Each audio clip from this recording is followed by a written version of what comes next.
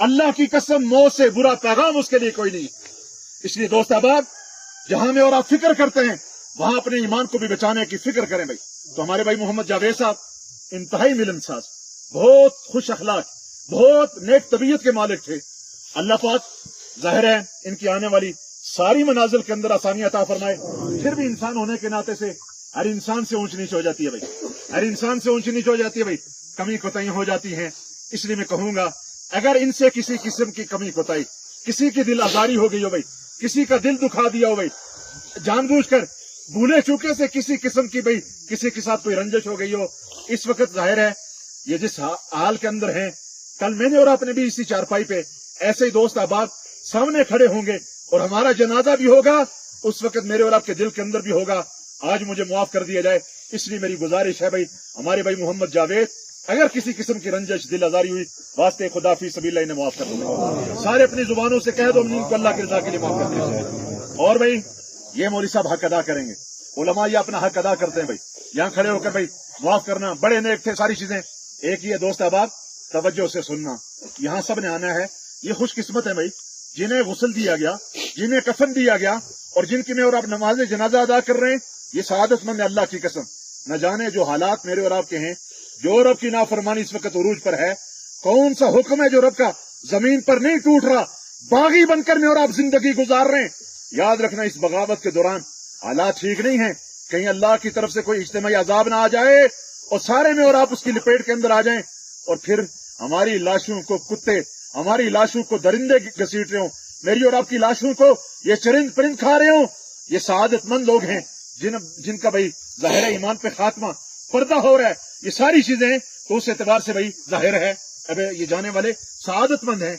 तो भाई मौलवी साहब अपना हक अदा करते भाई माफ करना।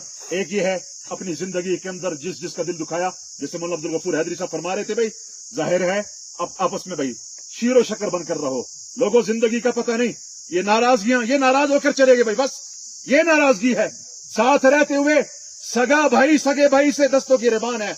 अल्लाह का वास्ता देता हूं लोगों, जिंदगियों का पता नहीं है, अपनी नाराजगियों को खत्म करो भाई, मोहब्बत भरी जिंदगी गुजार लो। याद रखना जो अल्लाह की मखलूक के साथ मेरे और आपका रवैया होगा, वही रवैया अल्लाह का मेरे और आपके साथ होगा। इरहमु मन फिल अर्द यरहमुकुम मन फिस समा, तुम जमीन वालों पर रहम करो, आसमान वाला तुम पर रहम करेगा। ला यरहमुल्लाह मन ला यरहमुन्नास, जो लोगों पर रहम नहीं करता अल्लाह भी उस पर रहम, जो लोगों पर रहम नहीं करता अल्लाह भी उस पर रहम। अल खल्क़ु अयालुल्लाह, ये सारी की सारी मखलूक ये अल्लाह का कुंबा है भाई, अल्लाह का। किसका ये मखलूक किसका कुंबा है भाई? अल्लाह का कुंबा। और अल्लाह के नजदीक सबसे महबूब आदमी वो है, फरमाया जो अल्लाह की मखलूक के साथ अच्छा ही करे भाई। फअहब्बुल खल्क़ इलल्लाहि मन अहसन इला अयाली, सबसे महबूब आदमी वो है जो अल्लाह की मखलूक के साथ अच्छा ही करे भाई। इसलिए भाई जाहिर है मौलवी साहब अपना हक अदा करेंगे। एक ही अपनी जिंदगी के अंदर जिसका दिल दुखाया जाओ माफी मांग लो, अल्लाह इज्जतें देगा। जिसका हक मारा जाओ हक की अदायगी कर लो, नहीं दे सकते हो जाओ जाकर माफी मांग लो।